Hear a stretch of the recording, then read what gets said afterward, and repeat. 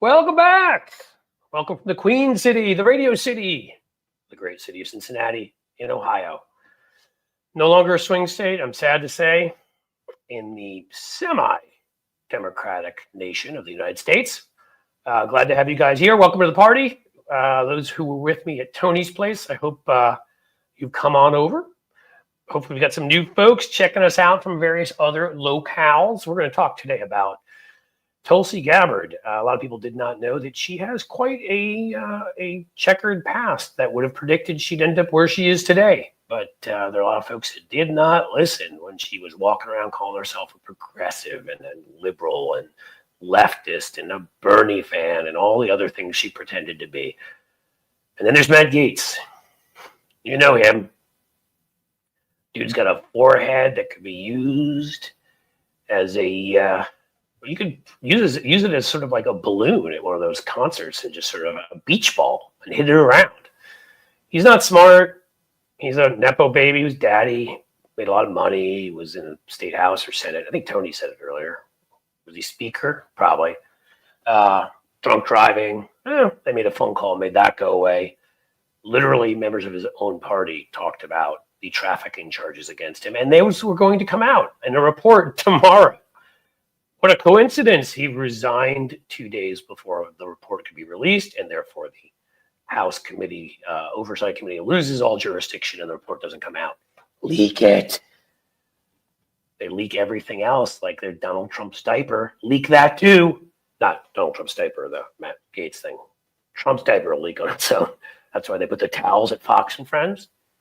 Actually, I think that was when he's on with Pete Hegseth, our probably new future Secretary of Defense, who found it gross enough he had to put a towel under Donald Trump, but didn't wash his hands. So what did you after you pick up the towel under Donald Trump? Do you wash your hands then? Or do germs not exist? I don't know. I'm just trying to figure this all out, the right-wing view of science and way of life. Hey, Cliffs Club. All right. Starlene, good to have you here. The rich don't seem to get in trouble with the law. No, funny that. Donald Trump, Elon Musk, all these people who were just lionized, loved by the media have been committing the same damn, from sexual harassment to assault, from money laundering to extortion, from, money disappearing from their companies into their coffers, campaign finance violations, somehow never prosecuted. Elon Musk was literally like, hey, would you like $1 million to register to vote for who I tell you?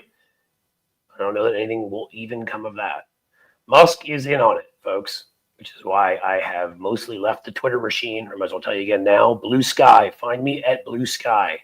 I'm there much more often. YouTube first, Blue Sky second, not much else third. Hey, Case, we're going to have a good day. We're going to talk about this. We got Robert George coming on in about 25 minutes. He's a smart dude. Oh, crap.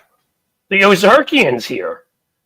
Who the hell knew our favorite guardian of the galaxy would get here already? Let's get him in here. I got my Ozarkian hat on too, the Bass Pro shops. That's awesome. The guy who owns it, he's a kind of a scumbag Republican, so I feel bad when I wear it. But why don't you just cross it out or something and wear it? It's part of Ozark culture. It's Bass Pro Shops. When I was a kid, Bass Pro Shop, now they're like really big, huge museums and stores. But when I was a kid, they were like little minnow shops. Is what they were, because I grew up around Lake of the Ozarks, so they were just minnow shops. You go in and you buy. They'd have minnow pools around the lake. Minnows. Yeah, exactly. We all know all about it because we watched the show, so we know more about it than you two now. Oh shit! I'm sure nobody ever tells you that they know exactly. Right. I didn't get that. I love that when people are like, no, I watched the show, and they're like, is it?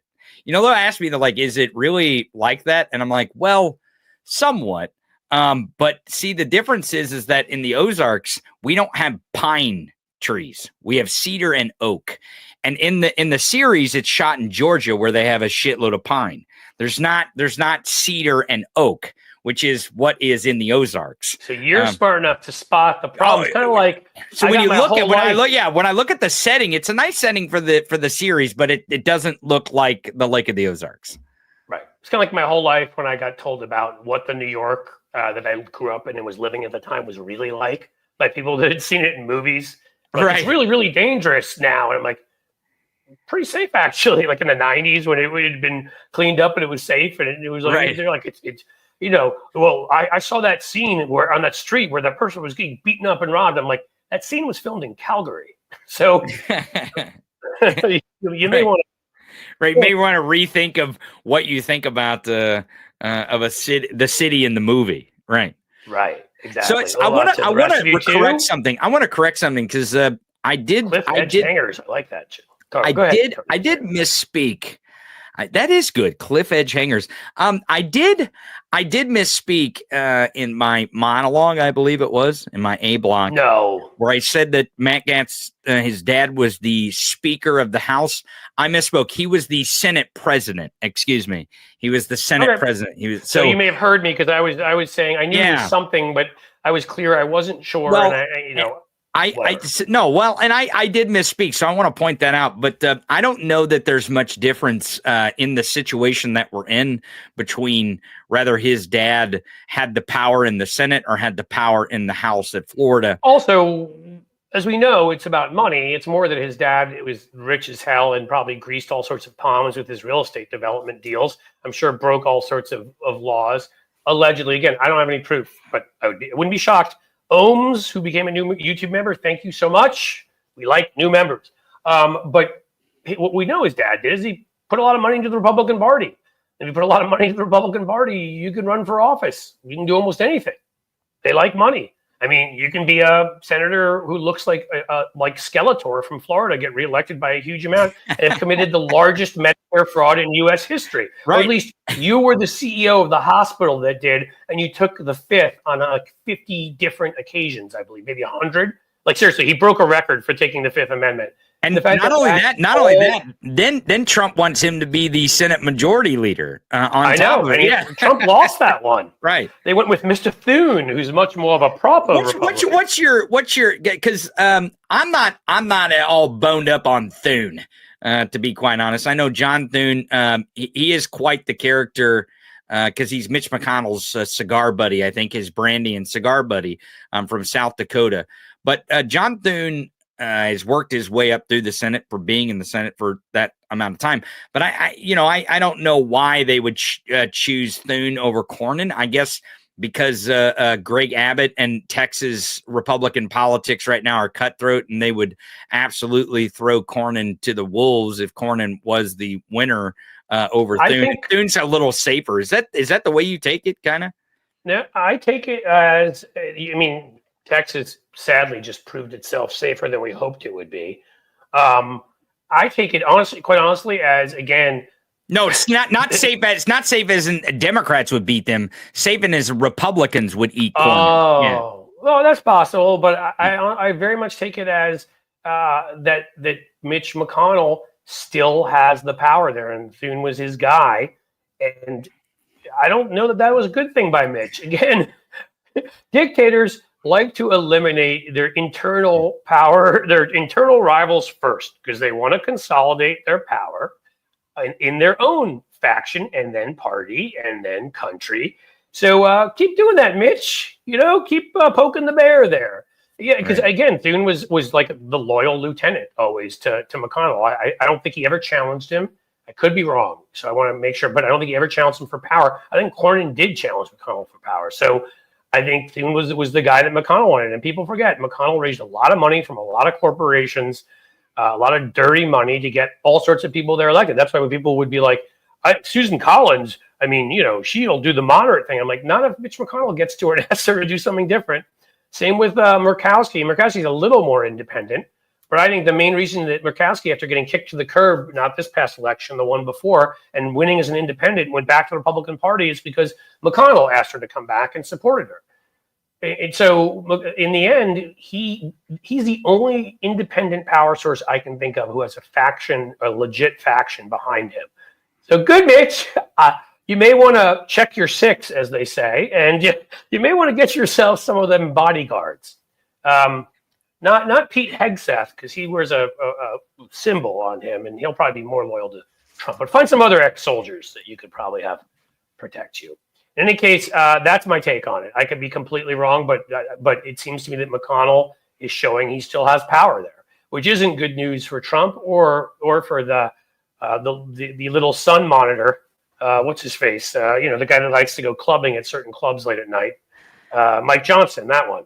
And I say certain clubs, of course, I mean completely completely straightforward clubs that we would all hang out at. Straight. Okay, yeah. Right.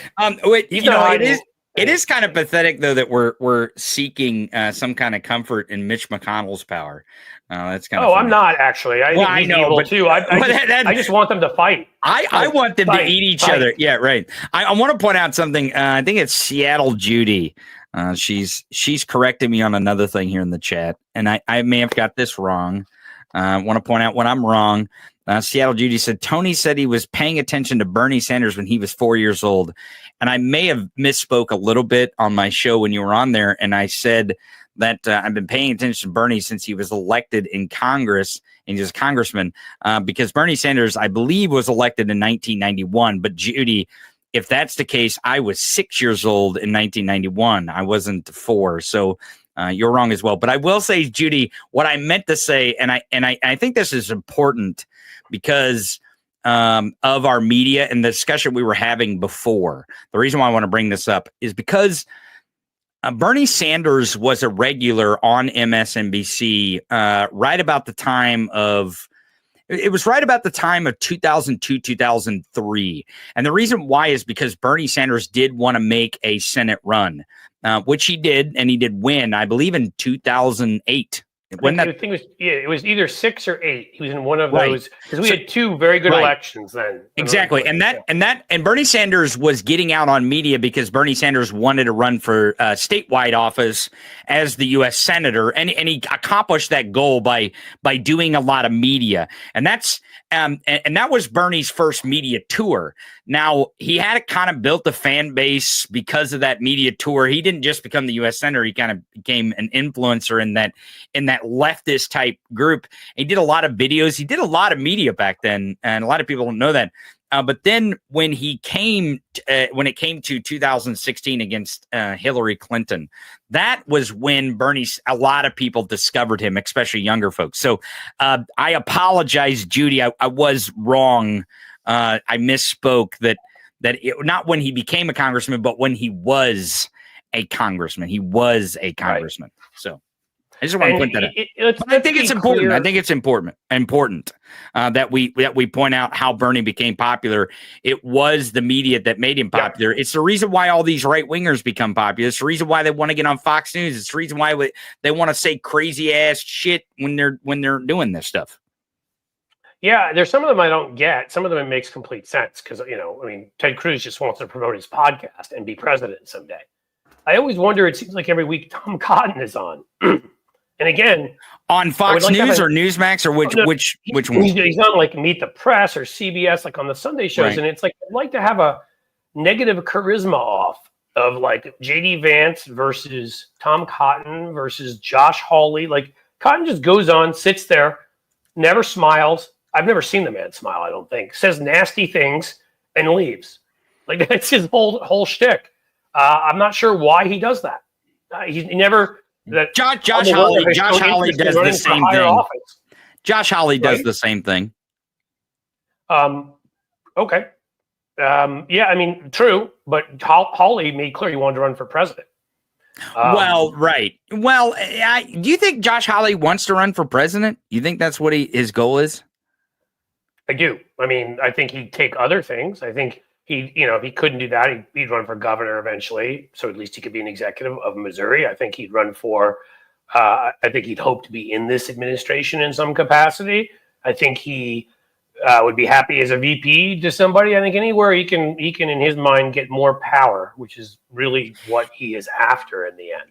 Isn't that kind of crazy? Isn't that kind of crazy though? That the idea that a human being would mark their whole career with just sometimes vile, toxic sludge just to become in a certain position for a certain period of time. Isn't that kind of like pathetic? Isn't that pathetic in a way? It's extremely pathetic, and there's a lot of people who are just like him. I mean, again, what is Marco Rubio if he's not that? Marco Rubio looked at Trump and called him a con man in 2016 on a stage, said that he would be selling watches on the corner, and he was actually right about that. If he weren't, because he, of course, ended up selling watches. if he weren't running for president, that he was a two-bit con man. He was dangerous to let him take over the Republican Party and all this and that, whatever. And now he's going to be Secretary of State because he had a complete 180 and started kissing Trump's rather large rear.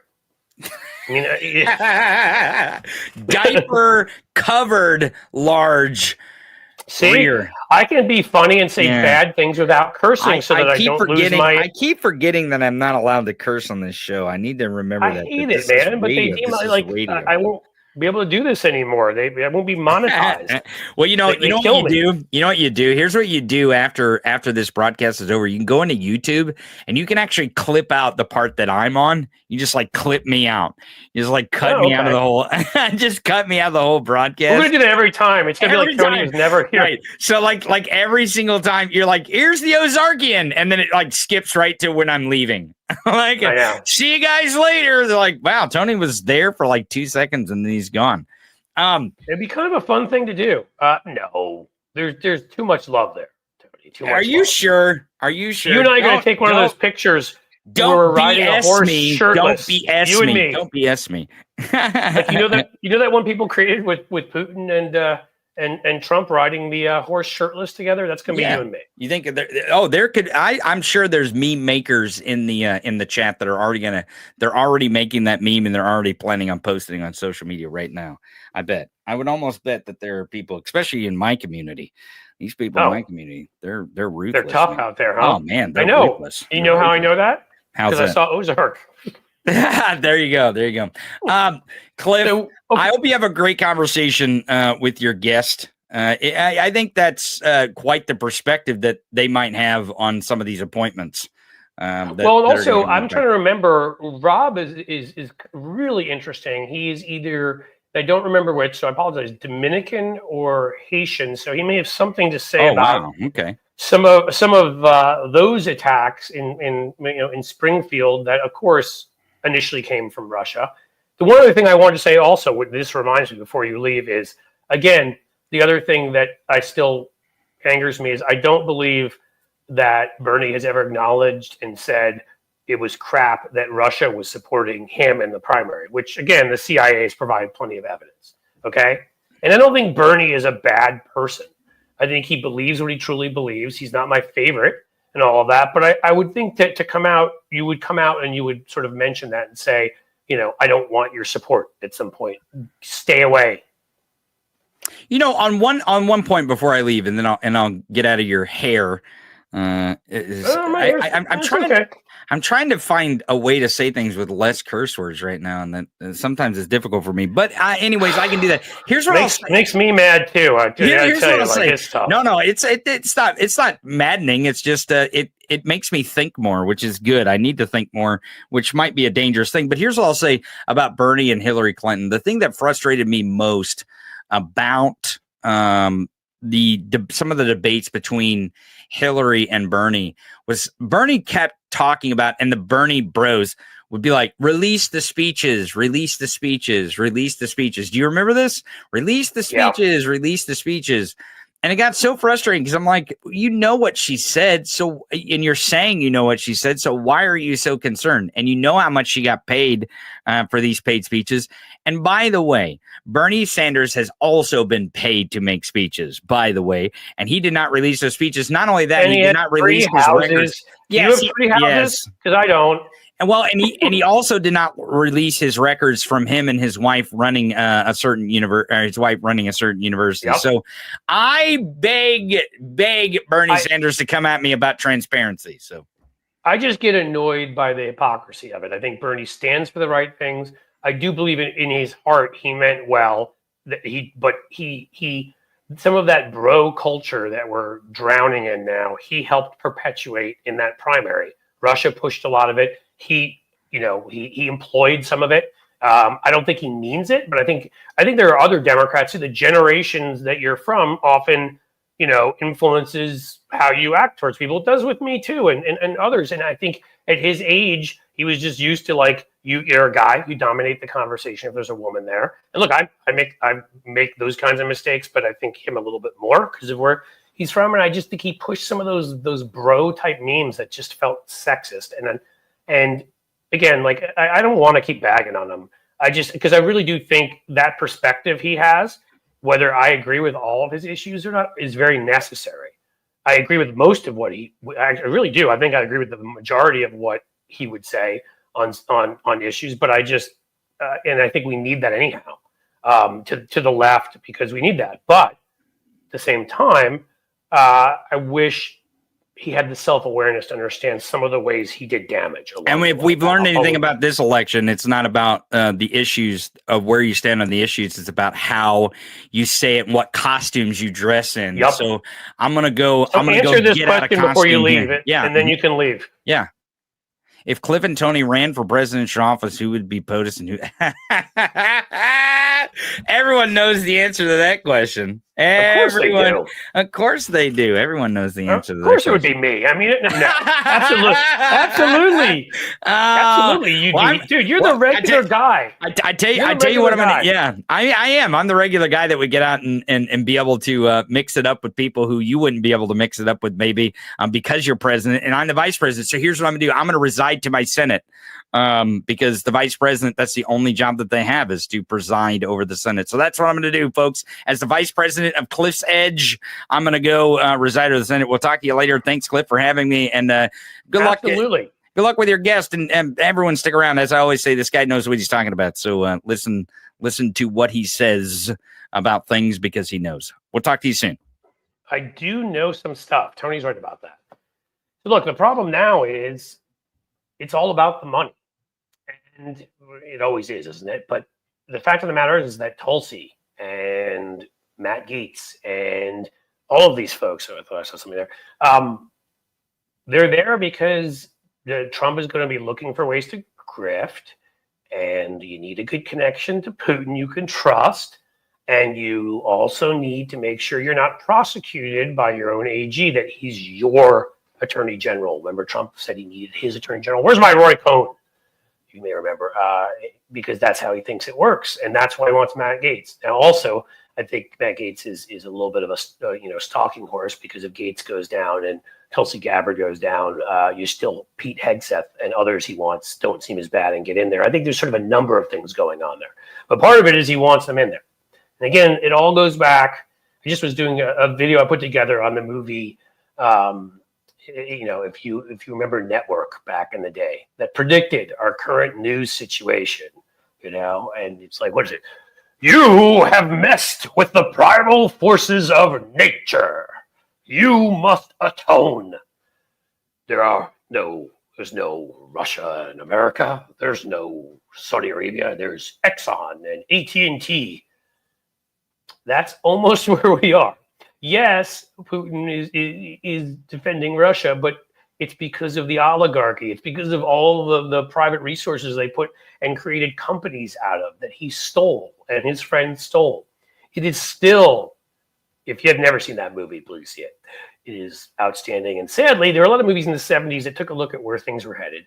Late 70s, that kind of time, some in the 80s. And they looked at where the network was headed, because back then it was unthinkable that you wouldn't put a news show on to actually educate people, give them public information, instead of just entertaining them to death, instead of just putting on something that literally would be about just misdirection. And I mean, maybe some of the shows in network are always like, this is the show with radicals shooting each other, and this is the show. Of course they had a Mad as Hell, I'm Not Going to Take It Anymore, and he would go off, and that was entertainment. That's kind of a lot like Joe Rogan or Bill O'Reilly, or some of what we have out there now. And if I'm talking about a movie you haven't seen, then I'll stop talking about that movie. But watching some of those scenes again, because I wanted to put part of that, one of my recorded videos, reminded me of what it is we're dealing with right now, which is, again, you are messing with the primal forces of nature. And when you do that, the primal forces of nature fight back. And now that's the broligarchy, because they're the corporate forces that in the end want to control everything and think that democracy is it's inconvenient for capitalism. And why would you ever get in the way of the broligarchy getting richer and richer and controlling more and more?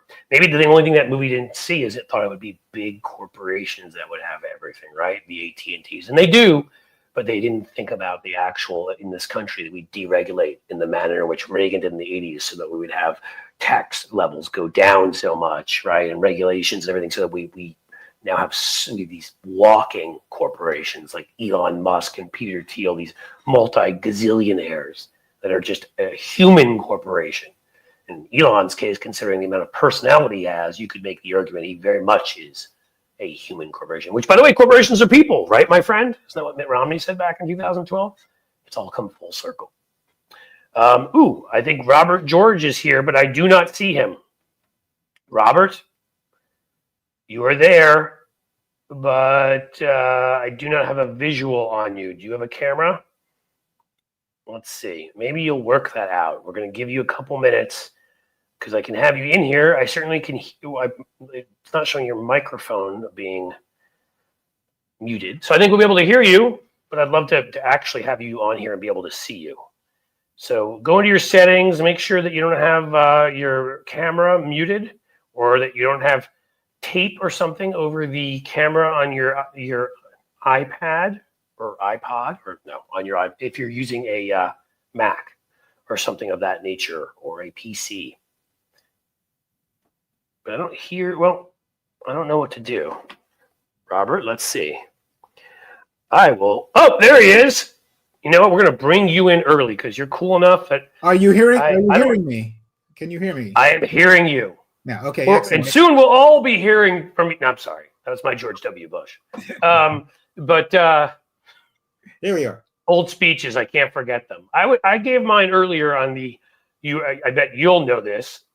You are messing with the primal forces of nature. And do you remember that at work? You're messing with the primal forces of nature. That wasn't the Independence Day speech. No, that was a real speech. That's right. That was a good speech too. From now on, the 4th of July, we're no longer just be an American holiday. Yeah. No, that was Network, and it predicted our future. God, yes. Oh, no, I'm shocked. Like, Ned Beatty. Network is my all-time favorite movie, and I can't believe I didn't remember that off the top of my head. Oh yeah, absolutely. I have to go. Every other year I have to watch that movie, and it always terrifies me that the farther and farther out we get from the movie, the more we get closer to it. I mean, it's just they predicted it, right? Like at first when he loses his mind on TV, I'm mad as hell. I'm not going to take it anymore. And the reaction is, which would be similar, I think, to our current presidential situation, which is he seems like he's lost his mind. Let's keep putting him on TV because it'll get great ratings. We've gotten there. Yeah. We're there.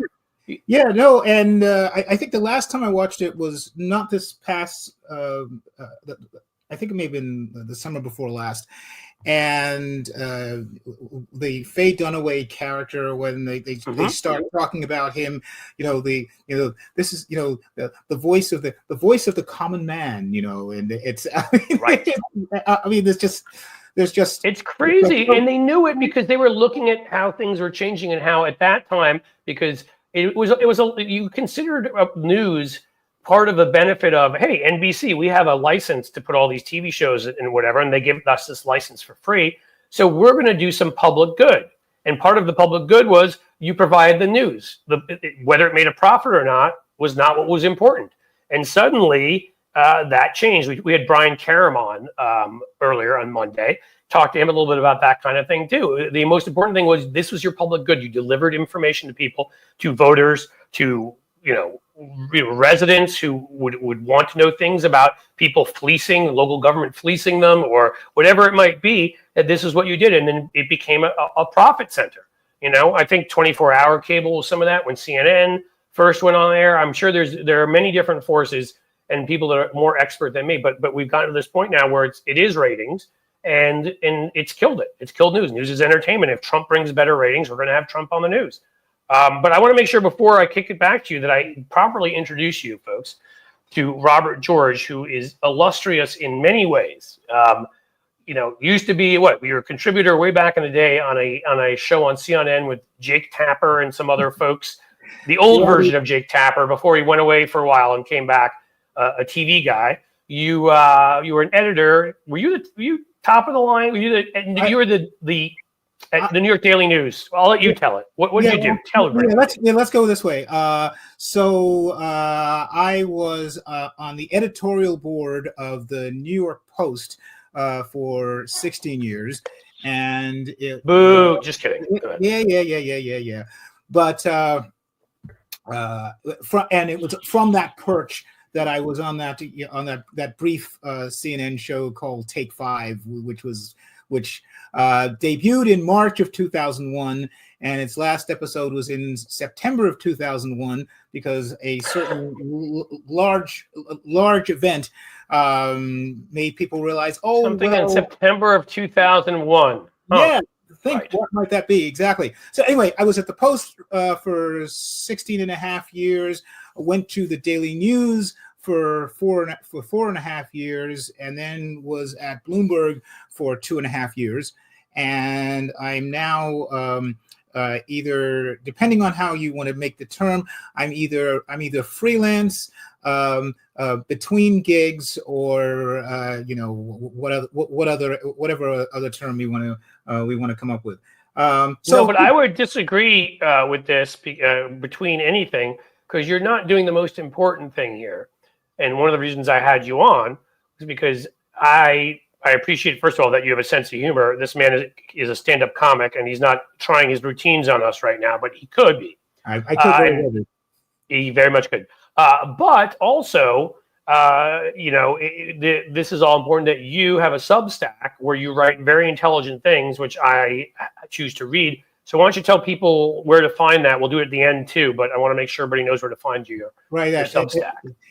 It's called, the URL is thepunstack.substack.com, but the title of it is Ragged Punstack, and that the RAG are my initials, Robert A. George, and and of course, like many people, I did a autopsy analysis of the election, and my background for your viewers and listeners is obviously more right of center. Before I got into journalism, I worked on Capitol Hill. I worked for the Republican National Committee. I worked for Newt Gingrich for 3.5 years.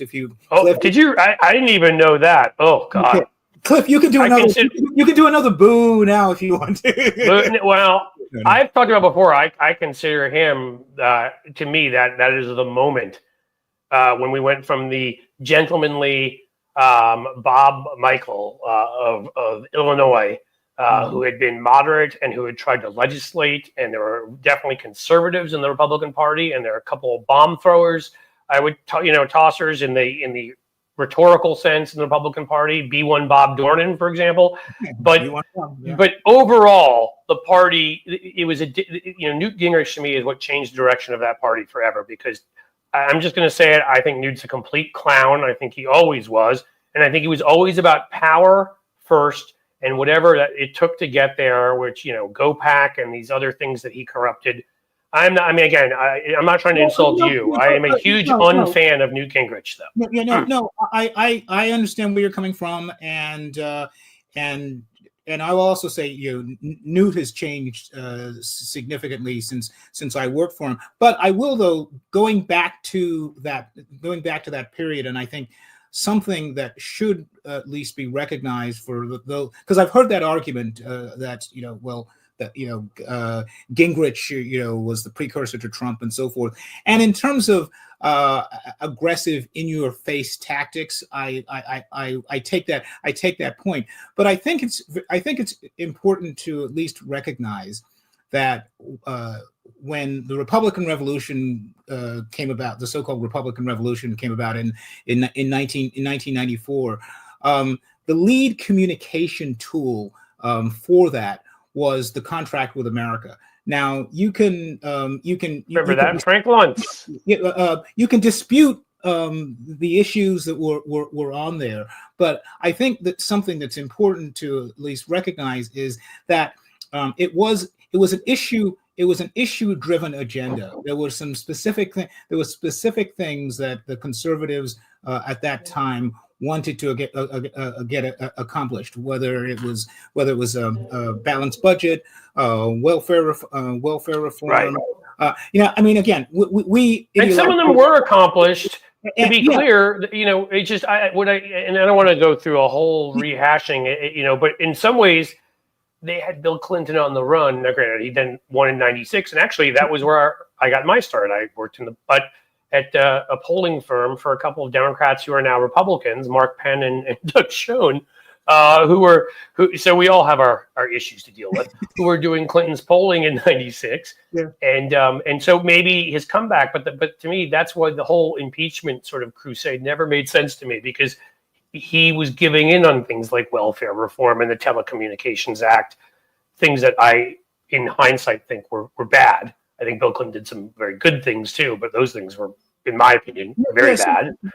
But my point was, and I think that the distinction between the Gingrich Republicans and the MAGA Republicans is that MAGA, and one of the reasons why I sort of became more in the Never Trump camp, it's issues are secondary for performance and attitude, and particularly owning the libs, as they say. Very much so, yeah. The fact Trump can just say, oh well, tariffs, tariffs are the answer to everything. The only issue, it's not a tax on you, it's a tax on China, right? Yeah, no, exactly. And the conservatives of the 90s, at least it seemed to me, didn't feel like they should insult the intelligence of the voter that way. Now you may want to disagree in terms of those ideological specifics, but I think just from that standpoint, there is a difference there. Now, what is it? What we're talking about now? 30 years later. Newt is sort of, rubber stamping, almost anything that comes out of Donald Trump's mouth and so forth. And, c'est la vie. Well, I mean, again, and I don't, the last thing I'll say on it, the reason why I was saying what I was saying about impeachment was not for any other reason. I do think it very much harmed our norms. It was an early beginning to where we, over political differences, started using our system in a way that it should not have been used for power. Okay, we can have that conversation, disagreement, agreement, whatever it is, another day. But my issue that never made sense to me is, yes, they led with these issues, the contract with America, right, in '94, most of which I would disagree with. But you, in some of these, you had a partner in Bill Clinton, and when you got rid of Bill Clinton, if you were successful in impeaching him, you still were going to have Al Gore. So it just never made sense to me why they did that. That felt more like a power play. I don't know, and I could be wrong, because if the issues came first, you had a guy that signed welfare reform and signed some of the other stuff you did. So it never made sense to me, and still doesn't. But we should recognize that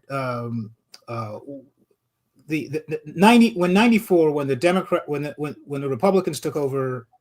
I'm going to get into sort of a philosophical, sociological observation here. No, I'll give you the last word on this, and we can then talk about the more current. When Clinton came in '92, he was the first baby boomer president. When in '94, when the Republicans took over the Congress, right, Gingrich, it was the first baby. It was the baby boomers, in a sense, having control of most of Washington. The Senate took a few years to catch up. True, as it often does. The baby boom generation. That's kind of the way they roll. I mean, you've got a lot of them are intellectual and things like that, but they go with these passion plays, and you end up with this. Sort of an extended amount of chaos when boomer vision quests end up clashing. And I mean, I think the impeachment was the first iteration of that. And I think that the last 10 years or so, in terms of our politics, are just another manifestation of that. The Trump, the Trump ascension is baby boomer agonists, playing out in one last gasp before that generation fades into the. This is actually a good point here too. I'll buy Celery 08. That it did actually. I mean, if it's about power, great point. Well, it did. Gore, you could almost say that, but that's kind of touches upon my point, right? Which is, if it was just about power, you hurt Clinton, which hurts Gore. So you're thinking now way ahead. You're not thinking about the fact that Clinton's signing this stuff. You're just thinking about maybe it'll help us win in 2001. But if it backfires and it doesn't win, and it doesn't work, and Gore ends up winning, and Gore is a vitriolic type or whatever, then it may backfire. I mean, you're taking a risk, but maybe they knew Gore wasn't the type that would ever take revenge, even if he won. So, there's a lot of ifs and buts in there. But I'll just say, we could talk forever about this. I actually want to talk about what you wrote about in the Ragged Pun Stack. But before that, one quick question, because we talked on the phone, and I don't know that I ever continued to get a clear answer, and that's my fault. When did you really sort of become disenchanted and start saying, I'm not sure I'm a Republican anymore? Was that with Trump? I felt like it was earlier than that. Again, I thought you were more circa David Frum, who started doing it in the 2000 aughts, was unhappy with some of what Bush was doing around, some of the people he was appointing, heck of a job Brownie and some of that. And, as I remember, but I could be wrong. No. That's fair. In fact, my first apostasy, I guess you could say, was 2004, and partly a reaction on the Iraq War, which was not that I thought the Iraq War should not necessarily have been fought, but the fact that, as we learned, there were no weapons of mass destruction, and the response from the Bush administration was sort of like oh, so what? Hey, we're in there. We got to finish the job, and that kind of and to be clear, I don't mean to cut you off, but it also was to destroy Joe Wilson and his wife and anybody else who pointed it out. But okay. well, that too. No, but so I didn't like the lack of accountability on that side. I didn't like the ramming through of the what do you call it, the Medicare Part D prescription drug stuff, which might have been legitimate as a policy, but when the Republicans realized that they were having difficulty getting this through. We're going back a long time now, but Tom DeLay basically kept the vote open in the House of Representatives for 3 hours. These are supposed to be, 17. It's hilarious, yeah. Robert. I just have to say quickly, and I'll go back to you. But I knew you were going to say this because I'll never forget when that happened.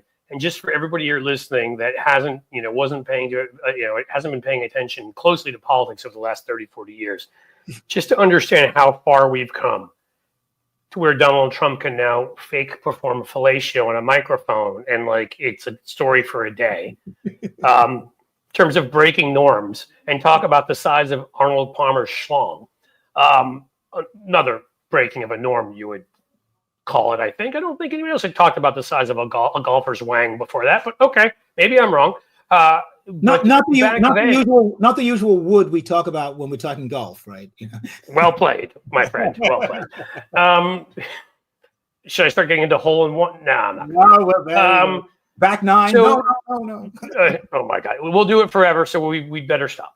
But yeah, that was a huge scandal because again, that was another breaking of a norm, which is you were not supposed to hold. I don't remember. I didn't work in the House ever. I worked on campaigns. Was it 15 minutes, 5 minutes, however long you were supposed to hold a vote open? 17 minutes is the usual vote usual vote in the House, and they kept this open for 3 hours. Where, like searching in the bathrooms in the cloakroom for hiding Republicans who didn't want to vote for it, just so they could pressure them into doing it. It was like it was a big story then. We later found out that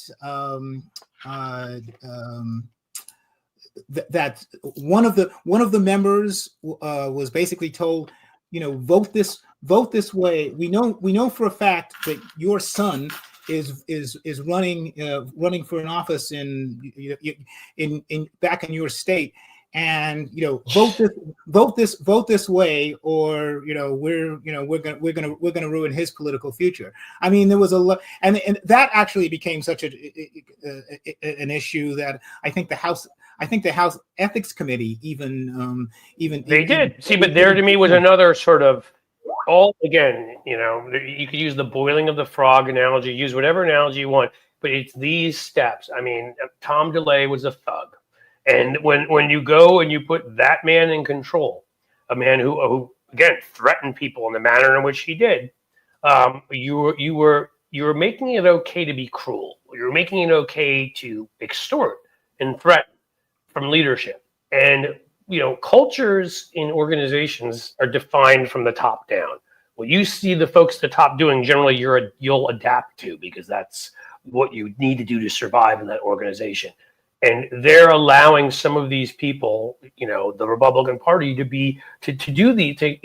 behave this way and to stay in leadership. To me, is where this all starts going way downhill. But in any case, okay, so that's around the time. So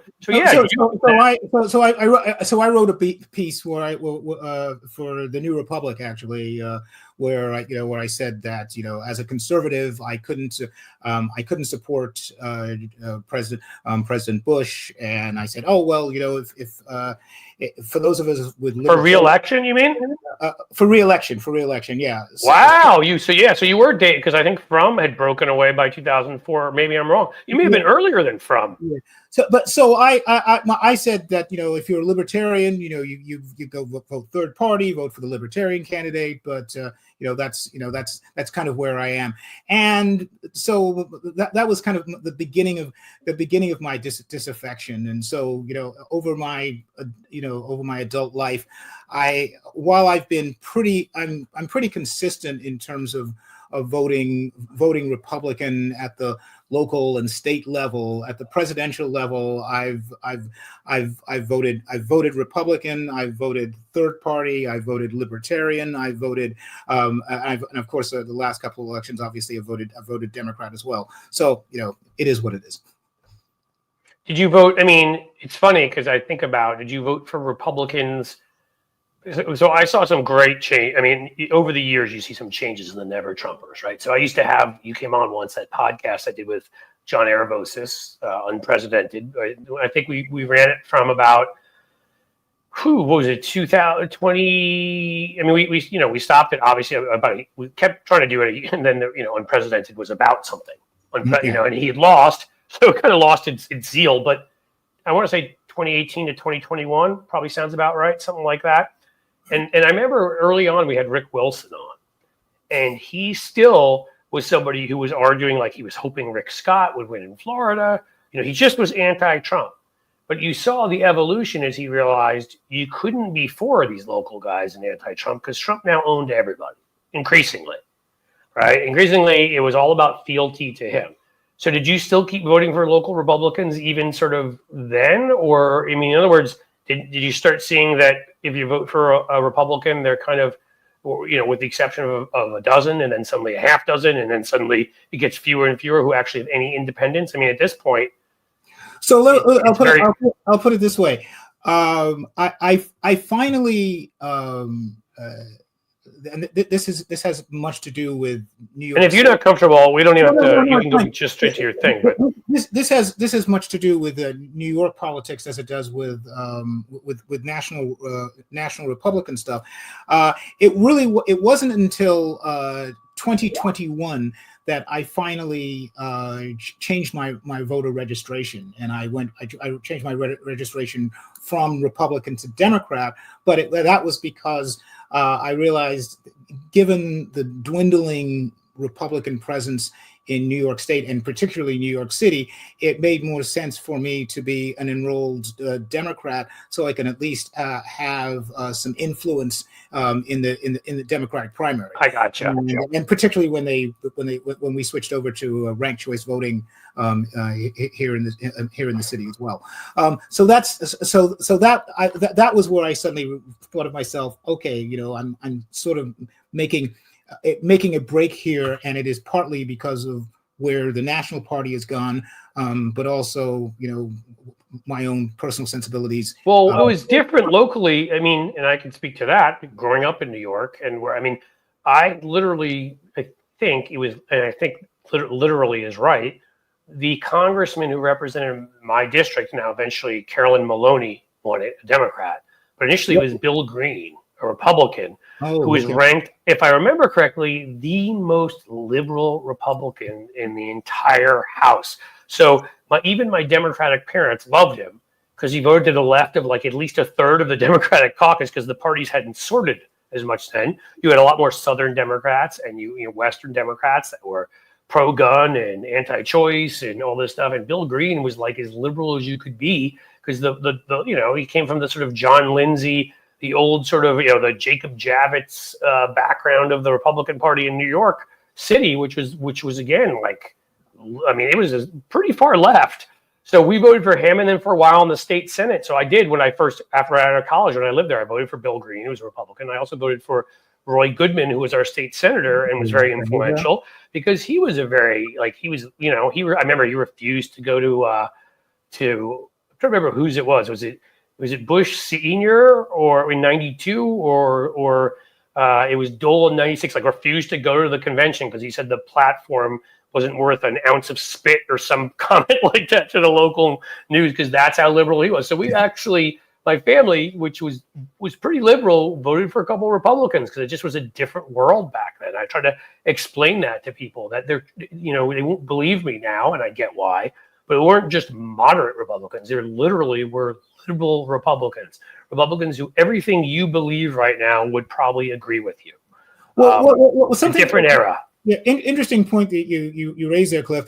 Because again, we were talking about the party really changed because of Newt Gingrich. But if you want to go back a few years before that, remember Javits lost his reelection to Al D'Amato, and D'Amato sort of represented the emergence of a more what could be considered a more aggressive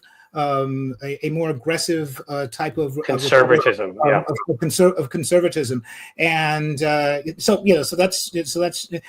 it's been something of an evolution over the decades, and Yeah, but what's funny is, again, and you're right, it is an evolution over time, because if I remember correctly, and you tell me if I'm wrong, but in 2020, D'Amato endorsed Biden. So D'Amato, who had moved over. I don't think so. Are you sure? I'm pretty sure. I'm 95% sure that's. Then maybe it was another Democrat. I remember seeing D'Amato endorse a Democrat and being like, "My God, he was like the bête noire in my house." My parents both hated him when he took that from Javits and became the Republican senator from New York for 2 terms or 3 terms, whatever it was. And so I took notice. I think you maybe hold on, I'm going to look, because I'm not to. One of the people who was one of D'Amato's biggest allies was Guy Molinari, and Susan Molinari. She definitely did. She endorsed Biden and then endorsed Harris this time around as well. Let's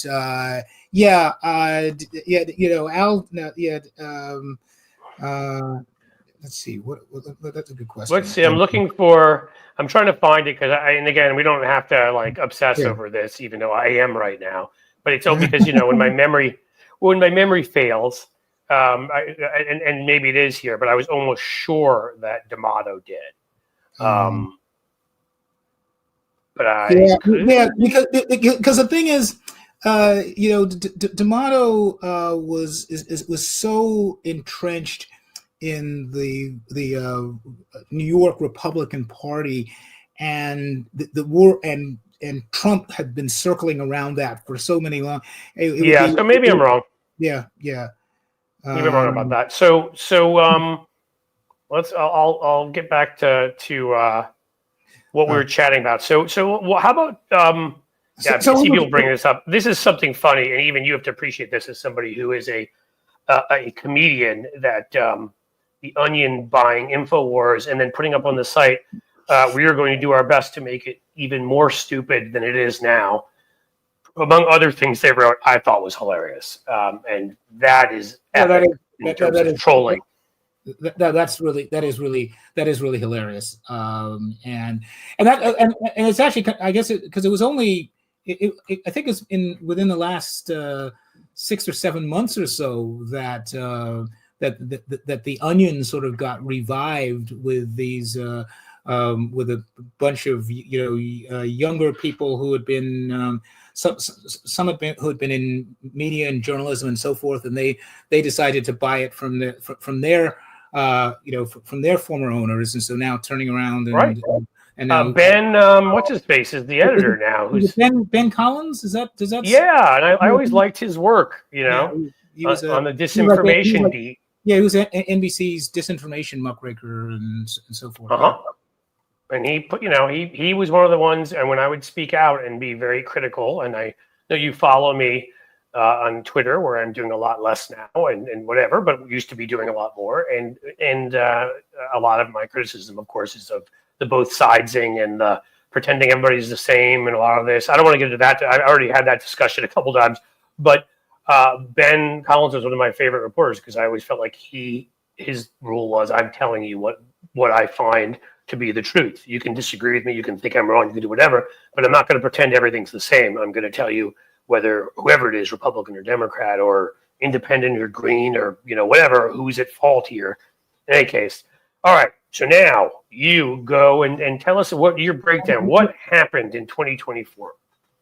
Okay, so I would say it's 3 parts, and the very first one is the short version, which is as we were talking about the 90s, as James Carville said back in a previous time, it's the economy, stupid. And by one metric, of course, what Biden was pushing. Unemployment is low. Wages are starting to expand. Things like that. There was a good story that Democrats could tell. However, the overabiding one, and something Trump was able to tap into, was inflation, and almost every major Western economy that has had an election since 2020, the party that was in power during the pandemic lost the next. I'm glad you brought that up, because I was going to make sure people understood that there are always many factors, right? I mean, people try. It's the easy thing in the world to make it very simple and say there's one thing. This is the one thing, but this happened across the Western world. So clearly, this was something. In the UK, it was by in retrospect, for those who are left of center, it was by just a stroke of luck that the Labour Party had their epistemological freak out a few years before the Democrats did here, and they lost the general election in 2019 because Jeremy Corbyn, their leader, was become portrayed not completely unfairly as being anti-Semitic, or I should say allowing anti-Semitic parts of the party to fester, and and pretty far to the left, I think. And the Tories had this huge victory in 2019, coming out of Brexit and all this other kind of stuff, which allowed them to be in power when the pandemic hit. And then you had farces like Boris Johnson having parties while the pandemic was going on, and so all of the bad stuff mid-pandemic and post-pandemic that happened in the UK fell on the heads of the Tories, and they got a shellacking earlier this year. You saw a similar situation in France, with the Macron. See, I was hoping we'd be like them, though, where we would pull together all forces against the fascist right and end up pulling it out. Not so much. So No, not so much. So we've seen 2021 in Italy, they had the turnover. So that's the umbrella explanation. But in the context of the Democrats, it's not the only explanation from my perspective. And one of them, we'd have to because if you look at the map, the entire U.S. map moved slightly to the right, with the exception of, think of Colorado, which stayed where it was, and Washington, which nudged a little bit. Washington State nudged a little bit to the left. However, in the swing states, that red shift was about 3 points, and that was enough for Trump to sweep them.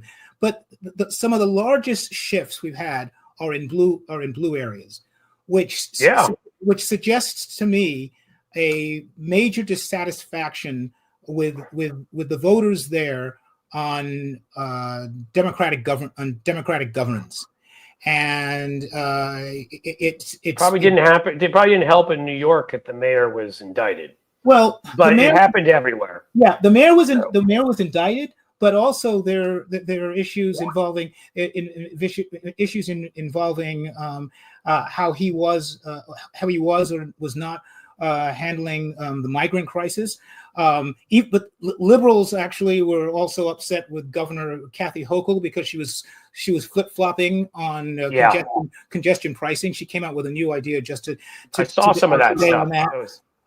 In San Francisco, they had a nonpartisan mayor's race there. The incumbent, London Breed, lost because of frustration over homelessness and crime and so forth. In California as a whole, they had a referendum which increased criminal penalties on shoplifting. It's in Chicago.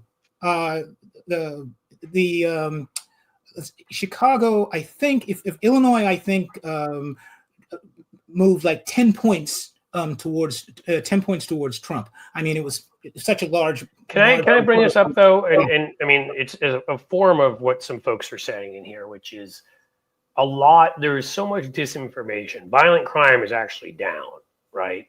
Now there's other things going on there, but I almost felt like some of that played into the fact that people thought that violent crime was up and they were actually wrong. Now, I don't know the stats in every individual city. I can only speak as the country. I agree with you, but I agree with you that the data says crime is going down. However, if you're in New York, San Francisco, LA, even Atlanta, you're going into a drugstore and you're seeing everything behind glass, and you're having to wait for to get somebody to unlock it and get things. The thought process there is that something's wrong here, and many of these cases, particularly in San Francisco, one of the responses this was coming to was people seeing the smash and grab shoplifters and things. So you can tell. I guess my question to you is, because you may know better than me, but you do know better than me because I don't know what the stats are. Is that stuff? Because I know violent crime was down, but is that kind of crime actually up, or is that just what people thought? Because even the people that own the stores might be locking stuff up because they're misinformed, right? So I guess I'm asking, is this based on perception, or is this based on stuff that was actually really happening? And I don't know the answer. I'm really asking. The exact reason. I like to think that that individuals, and to your extension, to your point, corporations are people too. they're going to act in a ultimately logical slash. Well, based on the information they have, they're going to act what they think is logically, but they may not have the right information. If they feel that if they feel that they are going to be that customers need regular access to whatever they're getting off the whether they're getting off the shelves, Yep. but they're losing so much because of a shoplifting issue, and after balancing that, they're going to make a determination to keep these things behind glass. I see what you're saying. That's fair. It's based on accounting, is what you're saying. That's exactly right. And I had I talked to a person at the counter. I was getting a prescription, and I said something about the glasses, the stuff behind the glass, and so forth. I just said, "Oh yeah, we have that kind of have to do that." And then she kind of just said, and I didn't even press her on this, but she just she said, "Well, frankly, sometimes not even the glass helps. They'll ask you to unlock it, and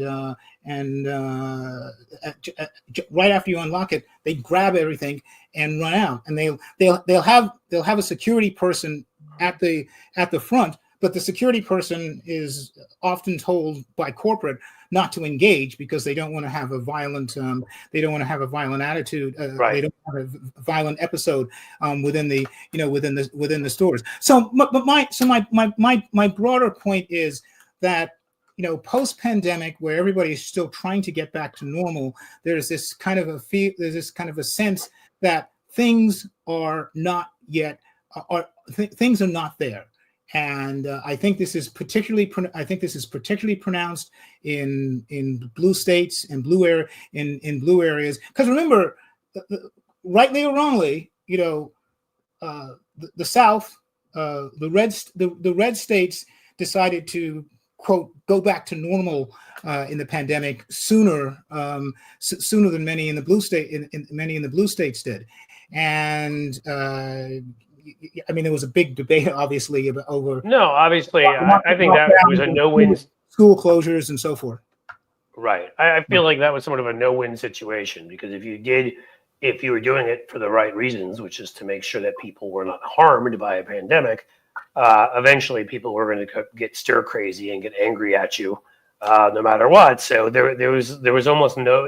In other words, I do think it's a lot of reason why incumbents were kicked out. Because sometimes, as people like to point out, after World War II, Churchill was kicked out because they decided, hey, thanks for the job you did, but we just went through a trauma and we'd like to forget about it. We're going to move to the next guy. I know we're getting close on time here, but the governance issue is an element of this, and finally is the cultural issue. And I think we may not like it, but I think history will later bear out that Donald Trump's trans policy ad with the tagline "She's for they them, he's for you" is going to go down in history. It was very harmful. There's no doubt. Like the Heidi commercial in in 64. It's going to be one of those commercials that really sticks. I feel a little bit like Willie Horton in '88, if I'm being honest with you. Well, yeah, no, that's fair too. That's fair too. Brutal. Remember, they're demagoguing on something that and they show with the whole prison thing. There have been 2 cases of prisoners who had gotten Cliff, reassignment surgery, right? So so remember, but the thing was that issue that ad pierced through because they used Kamala Harris's words against it, particularly on the issue of surgery for trans prisoners, but it also stung on the other policies related to trans girls in playing in girls' sports. Right. The question of gender affirming care for younger, for pubescent and prepubescent children. I think it even went beyond that specific issue to like, we're for you and they're for people that are different. It's a tagline. It's a tagline that can speak to, while definitely zinging specifically on the trans issue. It does speak to, you're frustrated with the bureaucrats that were running the lockdown. You're frustrated with the teachers union that kept schools closed. You're right. You're mad about inflation. You're mad about, like that kind of, which again, I would point to Willie Horton, which I think spoke to a much broader issue, right? Like Dukakis was against the death penalty, and Dukakis was perceived as somebody who wasn't tough enough. And so it was beyond just the specific Willie Horton case. They were using race, to me, as something to broaden that we're strong, he's weak. He's not going to protect you. We are, which is a lot of what this felt like. Or in this case, he's strong, she's weak. Right. In this case, right. And I will also say though, but I think related to that, and I think this is something this is a discussion that I think progressives are going to have amongst themselves. We've had some of these on this channel, by the way. We've talked about some of these things. But it is, and your background is in political campaigns, and the importance of communications there. I think to the extent that the progressives have allowed academic language to infiltrate not just political campaigns, but corporate America and so forth, I think it's done something of a disservice on the ability of Democrats to be able to speak in clear language to some of the communities that they need to reach out to. I mean, whether it's the pronouns, right, because of you don't want to offend non-binary audiences, or whether the Latinx debate, or whether LGBTQIA plus and so forth. Look, I'm gay. I'm gay. So even I get. I mean, really, do we need to have like this?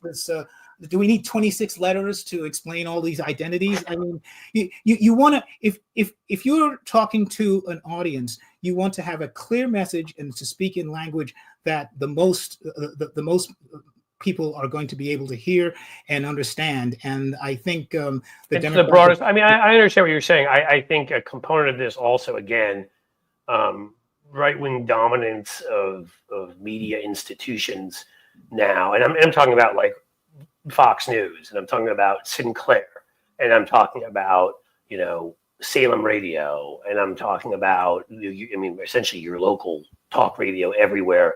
The megaphone is so much bigger that they're able to take things that I don't think necessarily people even know about or as big of a deal to them and blow them up and make them issues in a way, just the way they make every year. It's, on Fox, it's War on Christmas time again, which will be soon. Soon we'll be back to like 2 cases of where people, took down a tree, and it'll all be all about, the liberal war on Christmas. I mean, the right is very good at that. And I'm not saying to you, because we have had a discussion on this channel about a couple of things. I'm not saying, I even asked the question of, do we need to have a white Christian straight male as the Democratic nominee to win, just because of the easier way it is to demonize anybody else? I mean, these are the conversations I want to have. And we have had about trans issues and other issues, but I do think it's not that maybe some of it, but a lot of it is that the folks on the right can cherry pick a couple things that don't exist in many places, that are not usual, and blow them up out of proportion. I do think that has to be a part of the conversation, which is the lack of infrastructure when it comes to media on the left. That's my opinion anyhow. Well, yeah. I mean, I would say that Fox on its best days I think attracts 3 million, maybe 4 million viewers.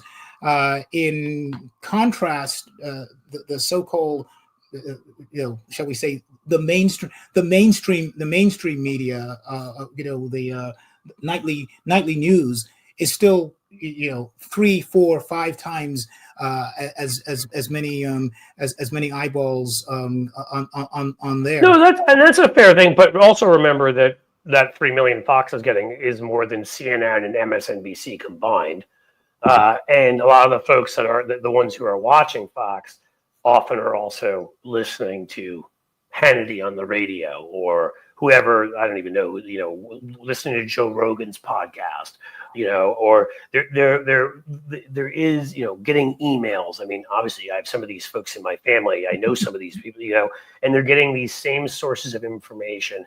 I mean, I'm sorry, they're getting these same messages from 5 or 8 or whatever, however many sources of information, and they have families and they have churches that go to, and it broadens out. It's like concentric circles broadening out. Fox News is only one element of it. When you start adding in Sinclair, I mean, they own a station here in Cincinnati, maybe 2, right? They own them in a lot of swing states. And I know this because, as I like to point out, back in the day, I was the liberal political analyst on Sinclair in 2004 who debated with Armstrong Williams, as well, who eventually my old friend Armstrong, yeah. Your old friend Armstrong, we actually found out was being paid to push No Child Left Behind stuff. I don't want to just rip him or whatever, but I also was inevitably debating a host too. And then they would have somebody come on the way they had Boris Epstein come on, who would do a commentary afterwards that all of these markets had to carry. And I mean, it's not just Fox. If it were just Fox, I would agree with your point, but it goes well beyond that to numerous various outlets. There's no liberal equivalent to Sinclair that owns news stations around the country that has a liberal commentary come on right after the news that is on in every market. There's no liberal equivalent that I'm aware of. I mean, they tried Air America, and there's some economic issues there, to Salem Radio that just syndicates Christian radio throughout the country, right? I mean, though it's more than just Fox, I would argue, but I understand what you're saying. No, that's completely that's completely right. It's completely legitimate. But as I said, I do stand by my point though that to use the line from Cool Hand Luke, for some of you progressives, what we have here is a failure to communicate, and I think that's I think it's important that a lot of these, talk radio has skewed right for decades, but your Bill Clintons and your Barack Obamas and the structures that they created around them figured out ways to cut through that. And my concern is that the current progressive ascendancy culture doesn't have the wherewithal. No, I think that I would agree. Look, I'm not fully arguing with you. I think there's 2 things going on. Well, let me say that I think that one, you do have to acknowledge that Bill Clinton and Barack Obama are literally would be over the last however many years, along with Michelle Obama and a few others, on your Mount Rushmore of public speakers. They're 2 of the greatest orators of the last 30, 40, 50 years, which helps you break through when you're fighting the right, when you're so charismatic. And we're not going to get somebody of that ilk every time. Now, you can point out Biden won in 20. Obviously, Trump created some of that made that possible. But again, this is not to dismiss what you're saying. And I've said I'm going to have an honest conversation with my audience, and I have.